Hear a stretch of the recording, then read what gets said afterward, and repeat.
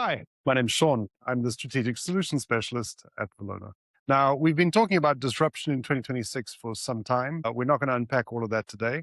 But what I do want to do is I want to challenge you to think deeper in terms of what that means. And the analogy that I'm going to be using today is crossing a street in Amsterdam. Now, for most cities, when you cross the street, you look left, you look right again. But in Amsterdam, you've got to look up, you've got to look down, you've actually got to look diagonally. And if you're really good, you've got to look in alternate dimensions as well.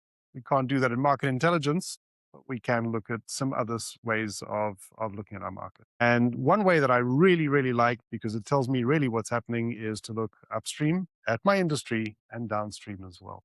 So what does that mean? From an upstream point of view, you're really looking at your suppliers and what's affecting them and what can affect your business later. You can also look at your business and see how that's operating and see what's happening with your suppliers and your customers. Additional to that, you can look and see what's happening with your customers and what's happening in their industries and how that is going to affect the supply of end product to the end consumers. So having an upstream industry, downstream industry view is really going to give you a broader perspective on what's happening around you.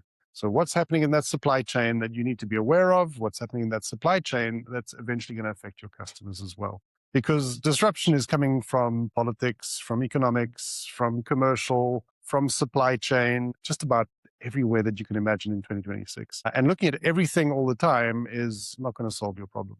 But having some windows where you can have a look and see what is happening around you is going to inform your decisions better and understand those knock-on effects through the supply chain as they go forward. So please join us as we look at more industries and we look at what's happening in their upstream, in their industry, in their downstream, in the context of a very volatile 2026.